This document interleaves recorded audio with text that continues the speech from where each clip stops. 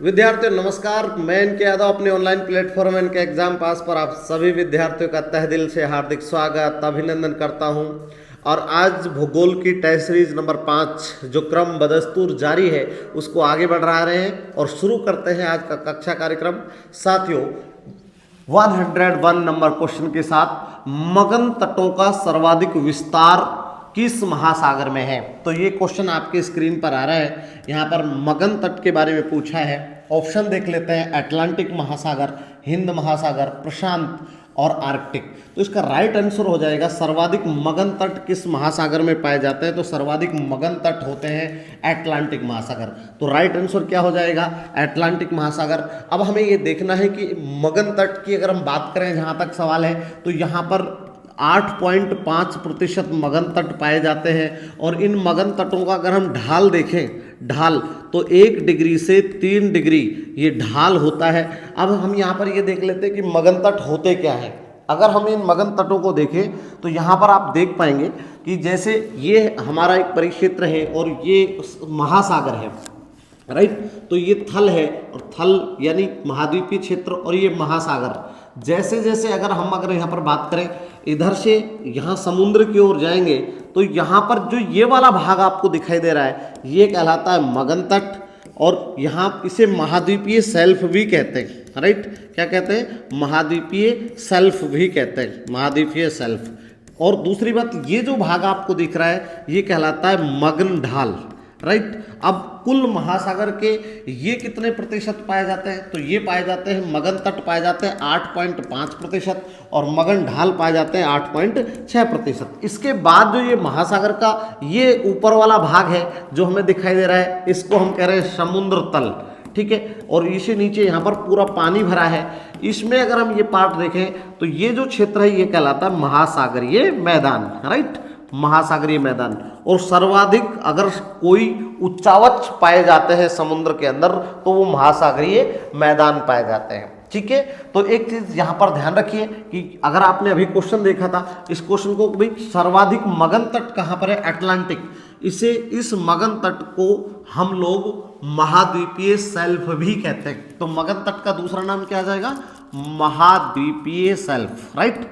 एक चीज और नोटिस करनी है जो हमें यहाँ पर देखनी है कि सर्वाधिक चौड़ा, विश्व का सर्वाधिक चौड़ा मगन तट, ठीक है। तो सर्वाधिक चौड़ा मगन तट महाद्वीपीय शेल्फ अगर बात करें तो किस महासागर में है, तो वो है आर्कटिक महासागर। कहाँ पर है, आर्कटिक महासागर। ये लीजिए, तो यहाँ पर देखिए सर्वाधिक मगन तट कहाँ पर पाए जाते हैं, अटलांटिक में। और सर्वाधिक चौड़ा अगर मगन तट की बात करें तो वो कहाँ पर है, आर्कटिक महासागर में। और आर्कटिक महासागर को उत्तरी ध्रुव महासागर भी कहा जाता है। चलिए नेक्स्ट क्वेश्चन नंबर 2 आपके स्क्रीन पर। यहाँ पर देखिए 2 नंबर क्वेश्चन, निम्नलिखित में से सर्वाधिक वर्षा परिवर्तितता पाई जाती है। एक परिवर्तितता को मतलब समझिए, परिवर्तितता का मतलब होता है विचलता। क्या होती है, विचलता, ठीक है। अब यहाँ पर देख लेते हैं केरल, कर्नाटक, राजस्थान और मेघालय। तो राइट आंसर हो जाएगा राजस्थान।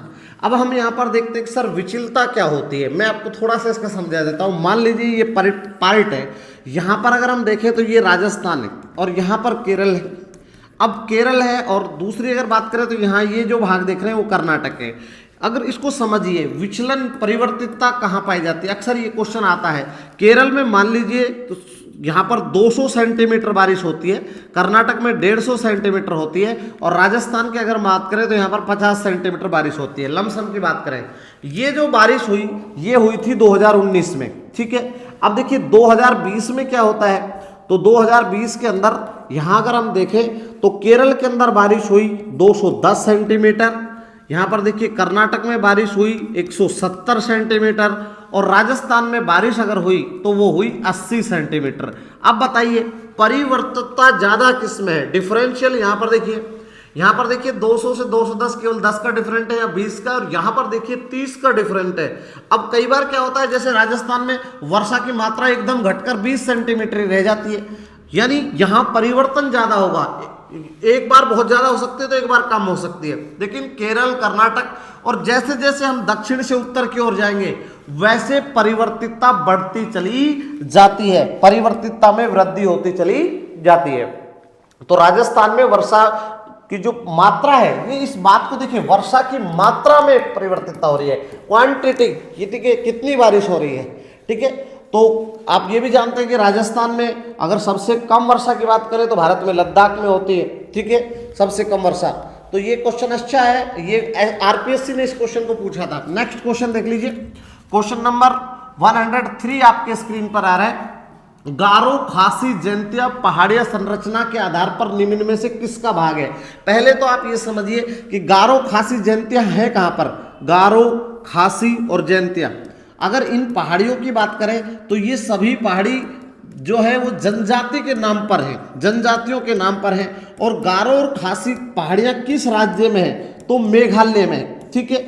मेघालय में अगर बात करें यहाँ पर, तो यहाँ पर होता क्या है, यहाँ एक जगह है मोसिनराम, इन तीनों पहाड़ियों के बीच में मोसिनराम, चेरापूंजी, ठीक है, ध्यान रखिए, मोसिनराम, चेरापूंजी, तीनों पहाड़ियों के बीच के अंदर मानसून फंस जाता है और यहाँ पर मोसिनराम में जबरदस्त वर्षा करता है, इसलिए मोसिनराम विश्व का सर्वाधिक वर्षा वाला स्थान है, विश्व का सर्वाधिक वर्षा वाला स्थान कौन सा है? मोसिनराम है सबसे ज्यादा, और ये विश्व का सर्वाधिक आर्द्र स्थान भी है, आर्द्रता वाला स्थान, सर्वाधिक आर्द्र स्थान। अगर जहां तक बारिश की बात करें सर, यहाँ बारिश कितनी होती है? तो यहाँ पर 1180 सेंटीमीटर वार्षिक वर्षा होती है, ठीक है। तो अब ये भाग किसके हैं? हिमालय पर्वत श्रेणी के नहीं, पूर्वांचल की पहाड़ियां इसके भी भाग नहीं है, और अराकान योमा पर्वतमाला तो ये तो बिल्कुल भी नहीं है। प्रायद्वीपीय पठार, तो राइट आंसर क्या हो जाएगा? प्रायद्वीपीय पठार। ये प्रायद्वीपीय पठार का भाग माना जाता है, इसे हिमालय का भाग भी नहीं मानना है, ठीक है। तो राइट आंसर क्या हो जाएगा? प्रायद्वीपीय पठार। बहुत अच्छा प्रश्न है। मेघालय के पठार यहाँ पर आप देख सकते हैं, वहां पर ये तीन पहाड़ियां गारो, खासी और जयंतिया, और किसका भाग है? प्रायद्वीपीय पठार का भाग है। हमें ऐसा लगेगा कि सर ये पूर्वांचल की पहाड़ियों का भाग है। पूर्वांचल की पहाड़ियों का भाग कौन सा है? मिजो की पहाड़ियां, नागा की पहाड़ियां, डाफला की पहाड़ियां, मिसमी, अभोर, ठीक है, वो होती है पूर्वांचल की पहाड़ियां। चलिए क्वेश्चन नंबर 104, मौसमी या सामयिक पवने नहीं है, इस पर गौर करिए, नहीं है। ऑप्शन देख लेते हैं, मानसूनी पवने, घाटी या पर्वतीय समीर, जलीय व स्थलीय समीर। तो देखिए, मौसमी और सामयिक पवने वे पवने जो मौसम के अनुसार चलती हैं। आप देखिए यहां पर ये तो है, घाटी और पर्वतीय समीर भी यहां पर है, जलीय व स्थलीय समीर भी है। तो यहां पर नहीं है तो लू, क्योंकि लू क्या है? स्थानीय पवने। कैसी पवने? स्थानीय पवने।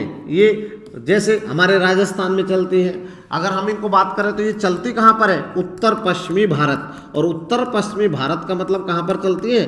थार का मरुस्थल, ठीक है, यहाँ पर चलती है थार के मरुस्थल में, राइट। अब यहाँ दूसरी बात आप देखिए, पर्वतीय और घाटीय समीर, जो आपकी ये पर्वतमाला है मान लीजिए, तो जो ऊपर से जो पवने नीचे आते हैं उन्हें कहते हैं पर्वतीय समीर, और जो घाटी से ऊपर चलती है उन्हें कहते हैं घाटीय समीर।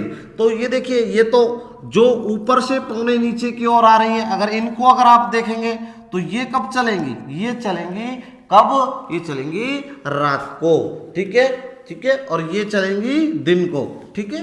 तो यहां पर ध्यान रखिएगा, काटाबैटिक और एनाबैटिक, ठीक है।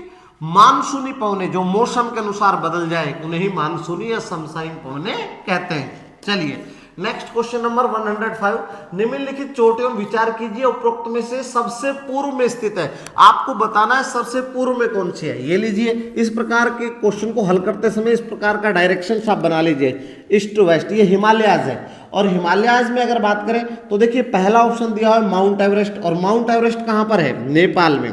तो नेपाल में कौन सी है? माउंट एवरेस्ट, ये लीजिए। उसके बाद अन्नपूर्णा, तो अन्नपूर्णा भी कहाँ पर है? अन्नपूर्णा भी नेपाल में ही है। तो अन्नपूर्णा ये भी सर नेपाल के अंदर आती है। अब बात आती है सर मकालू की, तो मकालू भी कहाँ पर है? नेपाल के अंदर है। तो ये नेपाल के बाद में कौन आता है? तो नेपाल के बाद में भारत का एक राज्य सिक्किम, और सिक्किम में एक चोटी है, और सिक्किम में जो चोटी है वो कौन सी है? कंचनजंगा, जिस, ठीक है।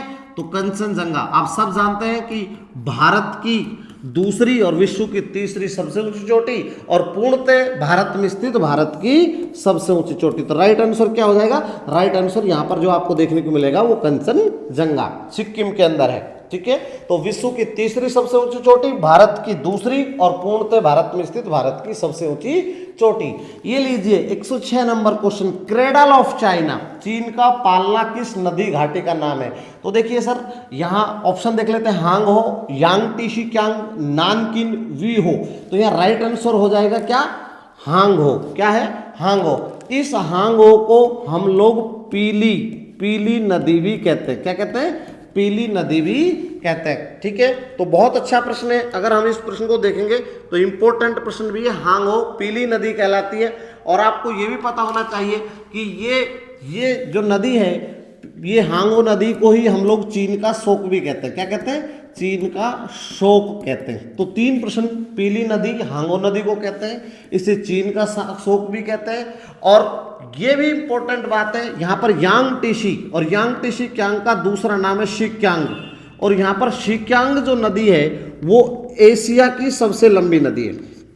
ठीक है, एशिया की सबसे लंबी नदी। जब एशिया की सबसे लंबी नदी है तो आप ये भी जानते हैं कि सर चीन की भी सबसे लंबी स्वतः ही हो जाएगी। ठीक है, बहुत अच्छा प्रश्न है। नेक्स्ट क्वेश्चन आपकी स्क्रीन पर, यहाँ पर देखिए 107, पृथ्वी के फेफड़े कहा जाता है। देखिए फेफड़े का मतलब किनको कहते हैं? सैलवाज वन, ग्रीन चाको, टुंड्रा, मानसूनी।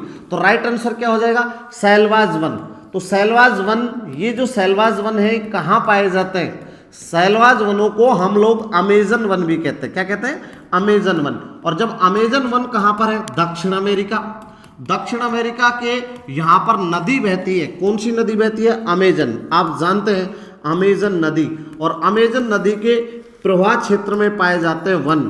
ठीक है, वन। और इन्हें क्या कहते हैं? अमेजन वन कहते हैं। अमेजन नदी विश्व की क्या है? विश्व की सबसे बड़ी नदी है। ठीक है, कैसी? सबसे बड़ी नदी। तो सबसे लंबी नदी कौन सी है? नील। लेकिन ये विश्व की कैसी है? सबसे बड़ी नदी और सबसे चौड़ी नदी भी है। ये भी दूसरा पॉइंट आपको ध्यान में रखना है, सबसे चौड़ी नदी। अब क्या होता है कि इन्हें पृथ्वी के फेफड़े क्यों कहते हैं? इस परिक्षेत्र में जहां ये अमेजन नदी बहती है, इस क्षेत्र में ये जो सैलवाज वन है ये बहुत बड़ी मात्रा में पाए जाते हैं। और 20% ऑक्सीजन टोटल ऑक्सीजन का 20% ऑक्सीजन क्या करते हैं? प्रदान करते हैं। इसलिए इन्हें क्या कहते हैं? पृथ्वी के फेफड़े कहते हैं। और इसी क्षेत्र में, इन सैलवाज वनों के इसी नदी क्षेत्र में सर्वाधिक क्या पाई जाती है? जैव विविधता पाई जाती है। तो जैव विविधता भी यहाँ पर सर्वाधिक पाई जाती है। तो ये जो नदी है वो एंडीज पर्वतमाला से निकलती है। आप जानते हैं विश्व की सबसे लंबी पर्वतमाला है। जैव विविधता, और ब्राजील में बहती हुई अपना जल कहाँ गिरा देती है? अटलांटिक महासागर में। ठीक है, दक्षिण अमेरिका में। इसलिए सर्वाधिक जैव विविधता है, क्योंकि यहीं से ही, इसी परिक्षेत्र से, यहाँ से कौन सी रेखा गुजरती है? भूमध्य रेखा। तो इसी परिक्षेत्र से भूमध्य रेखा गुजरती है। ठीक है, गुजरती। बहुत इंपॉर्टेंट प्रश्न है साथियों, बेहद इंपॉर्टेंट। अभी आरएस में भी पूछा गया था ये प्रश्न। नेक्स्ट क्वेश्चन नंबर 8 आपके स्क्रीन पर, बहुत अच्छा प्रश्न है। सुमेलित कीजिए, सूची फर्स्ट को सूची सेकंड से सुमेलित करना है। तो देखिए सतपुड़ा की पहाड़ी कहाँ पर है? सतपुड़ा की, ये देखिए सतपुड़ा की जो पर्वतमाला है उसकी सबसे ऊंची चोटी यहाँ पर कौन सी हो जाएगी? धूपगढ़। एक चीज को ध्यान रखिए, धूपगढ़। और मेघालय की सबसे ऊंची चोटी कौन सी है? अमरकंटक। पूर्वी घाट की सबसे ऊंची चोटी महेंद्रगिरी 1501 मीटर। ठीक है, यहाँ पर देखिए हरिश्चंद्र श्रेणी में कलसुबाई है। कलसुबाई चोटी कहाँ पर है? तो कलसुबाई कहाँ पर है? महाराष्ट्र में। अमरकंटक कहाँ है? एमपी में। धूपगढ़ भी कहाँ पर है? एमपी में। तो देख लीजिए, यानी एक के अंदर क्या आना चाहिए? 3। तो ये ऑप्शन तो बिल्कुल खारिज है। ऐसे प्रश्नों को आप तुरंत ही सही कर दें। तो महेंद्रगिरी चोटी उड़ीसा में है, हरिश्चंद्र की पहाड़ियों में कलसुबाई है, और कलसुबाई महाराष्ट्र की सबसे ऊंची चोटी है। और ये भी ध्यान रखना है कलसुबाई कहाँ पर है? उत्तरी सह्याद्री में। उत्तरी सह्याद्री पर्वतमाला। उत्तरी सह्याद्री का मतलब पश्चिमी घाट। एक बात और ध्यान रखिए, पश्चिमी घाट पर्वतमाला को ही क्या कहते हैं? इसी को ही सह्याद्री पर्वतमाला भी कहते हैं। राइट, ये नोट कर लीजिए, सह्याद्री पर्वतमाला। इसको 3 भागों में तोड़ दिया जाता है, उत्तरी सह्याद्री, मध्य सह्याद्री और दक्षिणी सह्याद्री। चलिए नेक्स्ट क्वेश्चन देखिएगा आप यहाँ पर, ये क्वेश्चन नंबर 9, प्रायद्वीपों का महाद्वीप किसे कहा जाता है। देखिए एक चीज यहाँ पर नोटिस कर लीजिए, पहला ऑप्शन देख लेते हैं, एशिया, यूरोप, अफ्रीका और ऑस्ट्रेलिया। तो राइट आंसर क्या हो जाएगा, यूरोप, क्योंकि एशिया को कहा जाता है महाद्वीपों का महाद्वीप। तो महाद्वीपों का महाद्वीप किसे कहते हैं, एशिया को कहते हैं। प्रायद्वीपीय महाद्वीप किसे कहते हैं, यूरोप को कहते हैं, क्योंकि प्रायद्वीप बहुत ज्यादा है, प्रायद्वीप महाद्वीप। और उसके बाद में अफ्रीका की बात करें तो अंध महासागर, काला महासागर, तीनों रेखाओं वाला, चारों गोलार्धों वाला। और ऑस्ट्रेलिया को क्या कहा जाता है, द्वीपीय महाद्वीप। क्या कहा जाता है, द्वीपीय महाद्वीप। इसे ही हम लोग कहते हैं प्यासी भूमि का महाद्वीप, ये लीजिए महाद्वीप, राइट। तो यहाँ पर आपको थोड़ा सा ध्यान रखना है, अफ्रीका की बात करें तो अंध महाद्वीप कहते हैं, काला महाद्वीप कहते हैं, तीनों रेखाओं का महाद्वीप कहते हैं, भविष्य का महाद्वीप भी अफ्रीका को कहा जाता है। नेक्स्ट क्वेश्चन जल्दी से स्क्रीन ले लीजिए, आगे बढ़ रहे हैं। क्वेश्चन नंबर आपके 10 आपके स्क्रीन पर, निम्न में से किस महाद्वीप का आधा भाग, देखिए उत्तरी गोलार्ध में तथा आधा भाग दक्षिणी गोलार्ध में स्थित है। ऑप्शन देख लेते हैं, एशिया, अफ्रीका, उत्तर अमेरिका, दक्षिण अमेरिका। तो राइट आंसर हो जाएगा अफ्रीका। देखिए साथियों, अगर हम अफ्रीका को देखें तो कुछ इस प्रकार का हमारा अफ्रीका महाद्वीप है। इसको अगर हम देखेंगे तो ये अफ्रीका है, और अफ्रीका के ठीक बीच में से 0 डिग्री भूमध्य रेखा गुजर रही है। तो ये वाला भाग जो होगा वो उत्तरी अफ्रीका है, अफ्रीका, और नीचे वाला भाग क्या कहलाएगा, दक्षिण अफ्रीका। तो ये जो 0 डिग्री रेखा यानी भूमध्य रेखा, इसको लगभग 2 बराबर भागों में बांट रही है, इसलिए इस महाद्वीप को कहा जाता है ए कॉन्टिनेंट ऑफ द 2 हेमिस्फीयर। ठीक है, तो ये देखिए ए कॉन्टिनेंट ऑफ द 2 हेमिस्फीयर, यानी दोनों गोलार्धों के अंदर स्थित है। ठीक है, हेमिस्फीयर, ये इस महाद्वीप को ही कहते हैं, किसको, अफ्रीका को। और इसे चारों गोलार्धों का महाद्वीप भी कहते हैं, क्योंकि यहां से इस वाले भाग से गुजर रही है जीएमटी। जीएमटी का मतलब जानते हैं ना, 0 डिग्री देशांतर रेखा। तो इधर क्या हो जाएगा, ईस्ट, और इधर क्या, वेस्ट। तो नॉर्थ, ईस्ट, वेस्ट, और यहाँ पर आप देख सकते हैं south, right. Next question number 11, धूम कोहरा का कारण है। धूम कोहरा आजकल चल रहा है, सर्दियों का मौसम है, आप देख सकते हैं। आज देख लीजिए क्या कारण होता है, ओजोन परत की क्षीणता। ये तो हो ही नहीं सकता, इससे कोई उसका ओजोन परत का क्षरण जो हो रहा है। ओजोन परत कहाँ है, समताप मंडल में। तो ये कहाँ पर पाई जाती है, समताप मंडल में, और समताप मंडल में ये पाई जाती है, इसलिए इसे पृथ्वी की छतरी भी कहा जाता है। वायुमंडल में उच्च आर्द्रता का होना, तो ये भी नहीं, इसका कारण नहीं हो सकता। वायुमंडल में कार्बन डाइऑक्साइड का तीव्र जमाव, ये भी नहीं है। राइट आंसर हो जाएगा वायुमंडल में प्रदूषण तत्वों के प्रकाश रासायनिक ऑक्सीकरण द्वारा उत्पादों का तीव्र जमाव। तो राइट आंसर इसका ये हो जाएगा। बहुत अच्छा प्रश्न है साथियों, इंपॉर्टेंट क्वेश्चन भी है। चलिए नेक्स्ट क्वेश्चन आपके यहाँ पर 12 नंबर क्वेश्चन आ रहा है, निम्न युगों में से सही सुमेलित नहीं है। आपको नहीं बताना है कि नहीं है। देखिए किम्बरले की खान हीरे के लिए प्रसिद्ध है, और किस देश के अंदर है, दक्षिण अफ्रीका, ये राइट है। विट वाटर सरड़ सोना, ये भी बिल्कुल सही है। और विट वाटर सरड़, ये भी अगर हम बात करें तो सोना के लिए, क्योंकि सोने की सबसे बड़ी खान है। तो ये भी कहाँ पर है, तो ये भी साथियों कहाँ पर है, दक्षिण अफ्रीका के अंदर है। कटंगा का पर्वत, ये तांबा उत्पादन के लिए प्रसिद्ध है, और ये भी किस महाद्वीप के अंदर है, अफ्रीका। तो सार बेसिन लौह अयस्क के लिए नहीं है, ये गलत है। सार बेसिन किसके लिए प्रसिद्ध है, ये है कोयला बेसिन के लिए। किसके लिए, कोयला बेसिन। देखिए कोयला बेसिन, और है किस देश में, जर्मनी। जहां जर्मनी का नाम आ गया और कोयला का नाम आ गया, तो आप ये भी समझ लीजिए, आप एक और बेसिन पढ़ते हैं, Ruhr basin. Sir Ruhr basin भी किसके लिए प्रसिद्ध है, कोयले के लिए। किसके लिए, कोयले के लिए। तो ये भी कहां पर है, जर्मनी में। तो फिर भारत का रूर किसे कहते हैं, छोटे नागपुर के पठार को। नेक्स्ट क्वेश्चन देखिए, क्वेश्चन नंबर 13 आपके स्क्रीन पर, जिस देश में 100 डिग्री पश्चिमी देशांतर रेखा आर्थिक परिप्रेक्ष्य में एक विभाजक रेखा है, वह है। तो ऑप्शन देख लेते हैं, मैक्सिको, ब्राजील, यूके व यूएसए। तो राइट आंसर हो जाएगा यूएसए। यूएसए का मतलब समझिए यूनाइटेड स्टेट ऑफ अमेरिका, यानी संयुक्त राज्य अमेरिका। तो संयुक्त राज्य अमेरिका। इसमें दूसरी महत्वपूर्ण बात जो आपको ध्यान में रखनी है वो ये है कि अगर हम इसको देख लें तो ये 100 डिग्री जो रेखा है ये इसको दो भागों में बांटती है, यानी कपास पेटी और मक्का पेटी। तो ये यूएसए का पार्ट है और ये इसके दो भागों में बांट देती है। ये वाला भाग इसका पूर्वी भाग है, ये वाला इसका भाग कौन सा है, पश्चिमी भाग है। आर्थिक रूप से ये फसल को भी क्या करती है, विभाजित करती है। ठीक है, तो नेक्स्ट क्वेश्चन देखिए आपके स्क्रीन पर 14 नंबर क्वेश्चन आ रहा है, निम्न में से किस उद्योग को विकास उद्योग के रूप में जाना जाता है। देखिए विकास उद्योग, डेवलपमेंट इंडस्ट्री, तो जलयान निर्माण उद्योग, यानी मोटर गाड़ी निर्माण उद्योग, सॉरी हाँ यस मोटर गाड़ी निर्माण उद्योग, ये इसका क्या होगा, राइट आंसर हो जाएगा। ठीक है, तो ये दोनों ऑप्शन भी नहीं होंगे।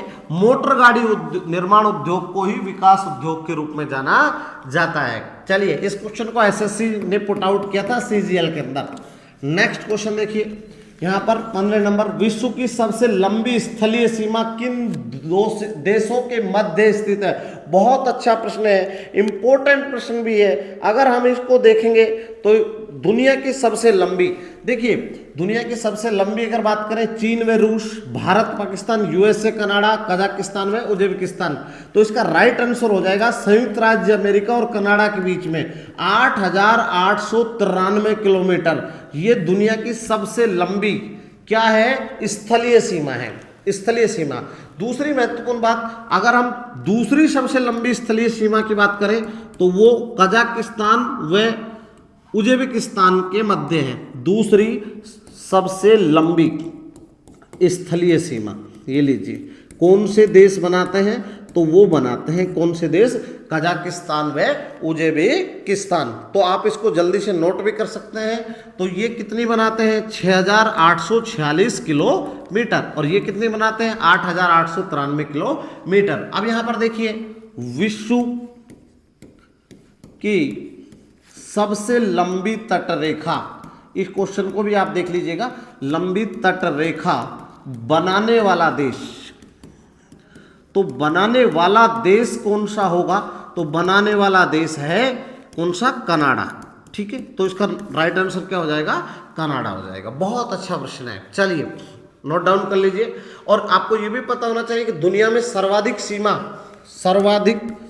सीमा बनाने वाला देश, सीमा एक तरीके से सर्वाधिक देशों के साथ कह सकते हैं, सर्वाधिक देशों के साथ सीमा बनाने वाला, राइट, देशों के साथ सीमा बनाने वाला कौन सा देश है, चीन है, चीन। तो चीन ये सर्वाधिक राष्ट्रों के साथ क्या बनाता है, सीमा बनाता है। चलिए नेक्स्ट क्वेश्चन आपके स्क्रीन पर 116 नंबर क्वेश्चन आ रहा है। ये देखिए दस्त ए लुत्फ मरुस्थल अवस्थित है। ऑप्शन देख लेते हैं, ईरान, लीबिया, केन्या व मिस्र। तो राइट आंसर हो जाएगा ईरान। ठीक है, ईरान के अंदर है ये। आप ये भी विश्व की अगर बात करें तो विश्व का सबसे बड़ा मरुस्थल, तो सबसे बड़ा मरुस्थल कौन सा हो जाएगा, मरुस्थल सहारा। कौन सा है, सहारा का है। कहाँ पर है, उत्तर अफ्रीका के अंदर आता है। ठीक है, अगर दूसरे की बात करें तो दूसरा कौन सा है, कालाहारी है। कालाहारी कहाँ पर है, ये दक्षिण अफ्रीका के अंदर आ जाएगा। ठीक है, तो यहाँ पर देखिए, और एक और है अल रब अब खाली, अल नाफूद, और वो दोनों कहाँ पर है, सऊदी अरब में। तो यहाँ राइट आंसर क्या हो जाएगा, ईरान हो जाएगा। नेक्स्ट देखिए क्वेश्चन आपके सामने आ रहा है 117 नंबर, शू नहर निम्नलिखित में से किसको जोड़ती है। आपने एक नाम सुना होगा असम हीरो। अगर हम इनकी बात करें तो ये 5 महान झीलें हैं। क्या है, 5 महान झीलें। और कहाँ पर है ये, इन्हें ग्रेट लेक्स भी कहा जाता है। यूएसए में है, यूएसए में कनाडा की सीमा पर है, इन्हें कहते हैं ग्रेट लेक्स। ठीक है, तो इसमें पहली झील कौन सी है, सुपेरियर झील है, सुपेरियर। ये वाली झील कौन सी है, मिशिगन है। ये वाली झील कौन सी है, हीरिन है, इरी। ठीक है, और ये झील है ओटोरियो। कौन सी है, ओटोरियो। तो ये 5 झीलें हैं। अब इन झीलों को जोड़ने वाली सू नहर को पूछा गया है कि भाई सू नहर किस किस को जोड़ती है, तो सू नहर जो जोड़ेगी वो सुपीरियर को किससे जोड़ती है, हिरन से जोड़ती है। किसको जोड़ती है, सुपीरियर से हिरन को जोड़ती है। तो यहाँ पर देख लीजिए सुपीरियर से किसको जोड़ रही है, यहाँ पर मिशिगन से हिरन को, हिरन से सुपीरियर को, इरी से ओंटारियो। तो राइट आंसर क्या हो जाएगा, सी। ठीक है, सुपीरियर को हिरन से, ये ऑप्शन में दिया हुआ है हिरन से सुपीरियर, तो राइट आंसर क्या हो जाएगा, हिरन को किससे जोड़ती है, सुपीरियर से जोड़ती है।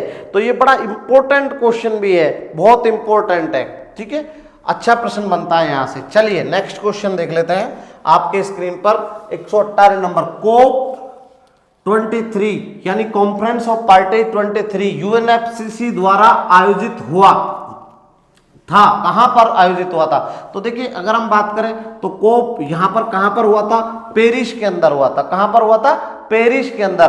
तो ये बहुत अच्छा प्रश्न है यहां पर, अगर आप देख रहे हो इंपॉर्टेंट प्रश्न भी है। और आपको ये भी पता है कि अगर हम यहां पर बात करें कि सर कोप, अभी कोप 29, ये भी एक इंपॉर्टेंट बात है कि सर कोप 29 कहां होगा, यानी कहां होगा, तो कहां पर होगा, अब होगा आपके अजरबैजान में। कहां पर होगा, अजरबैजान। अजरबैजान एक देश है जो एशिया में आता है, ठीक है, वहां पर होगा।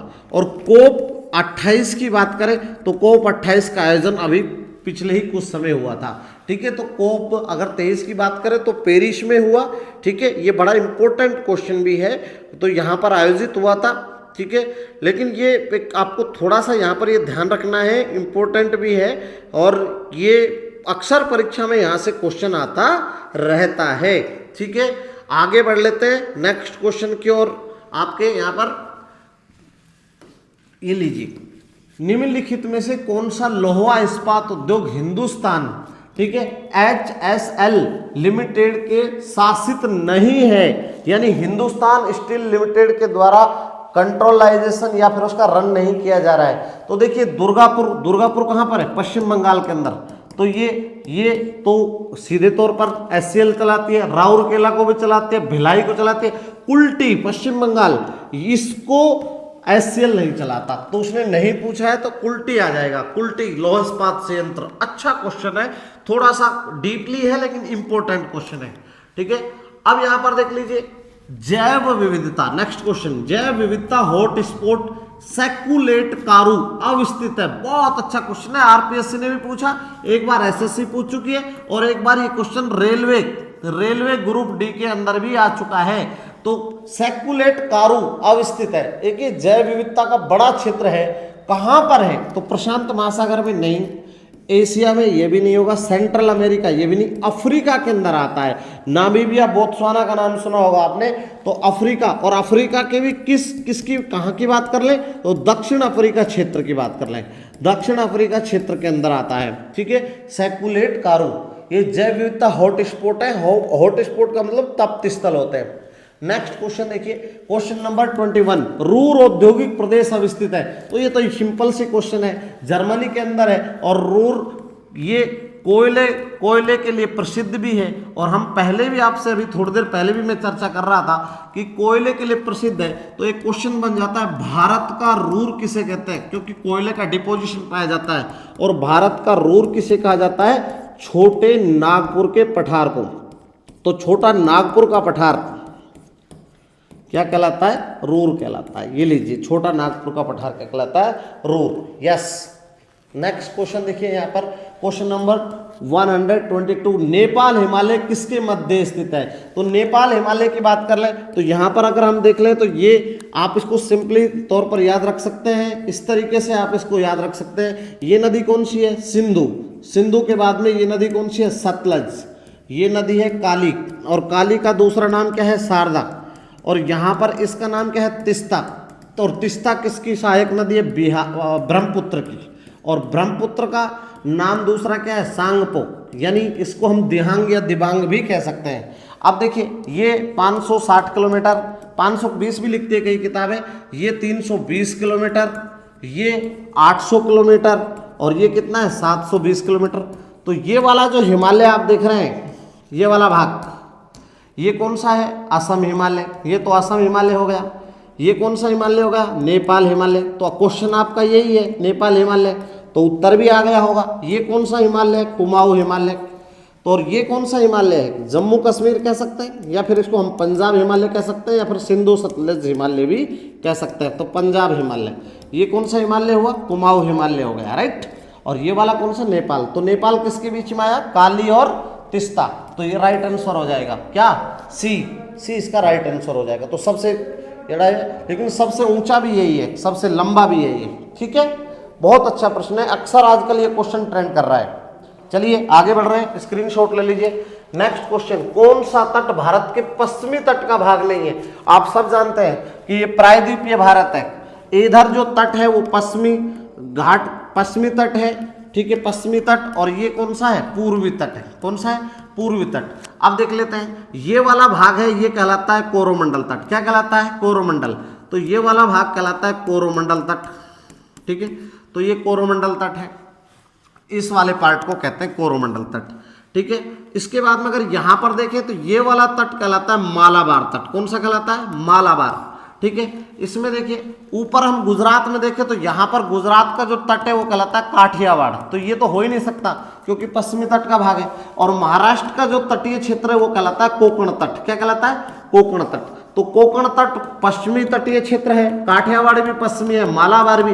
कोरोमंडल तट ये हो जाएगा पूर्वी, ठीक है। तो उसने नहीं है वो पूछा है, तो ये किसका हो जाएगा? पूर्वी घाट का हो जाएगा, पूर्वी तटीय क्षेत्र का, सॉरी, ठीक है। तो इसका राइट आंसर क्या हो जाएगा? डी। चलिए नेक्स्ट क्वेश्चन, शैलवाज का अर्थ है।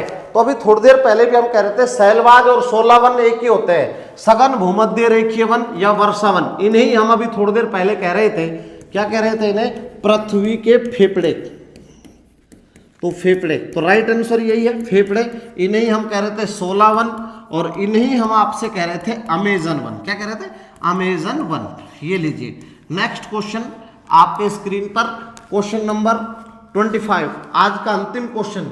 उशलापटाला दर्रा किसके मध्य स्थित है? देखिए यहां पर एक महाद्वीप है। अगर इस महाद्वीप को आप देखें तो इस महाद्वीप की अगर स्थिति देखें तो यह है दक्षिण अमेरिका। कौन सा है? दक्षिण अमेरिका।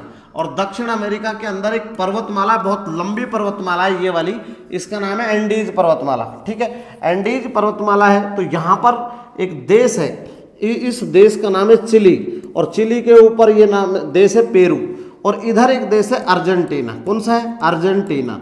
और यहाँ देश कौन सा है? चिली। चिली मिर्च के समान ऐसी आकृति है। यहाँ पर एक दर्रा बना हुआ है एंडीज पर्वतमाला में। ये पर्वतमाला कौन सी है? एंडीज। और एंडीज पर्वतमाला के अंदर दर्रा है उशलापटाला दर्रा। तो किस किस के मध्य है? चिली व अर्जेंटीना को जोड़ता है। किसमें है? एंडीज पर्वतमाला में। तो स्क्रीनशॉट ले लीजिए, विश्व की सबसे लंबी पर्वतमाला है, वलित है। तो हम जो क्वेश्चन आपको करवा रहे हैं, जो हमारी पुस्तक है उसका सॉल्यूशन दे रहे हैं, आप इससे कहीं से भी बाजार से ले सकते हैं। निश्चित रूप से परीक्षा के लिए रामबाण सिद्ध होगी। तो आज का कक्षा कार्यक्रम में यही समाप्त करता हूं। कल आपसे फिर मिलते हैं आगे क्वेश्चन के क्रम के साथ में। अब मैं आपसे लेता हूं विदा। जय हिंद, जय भारत, धन्यवाद।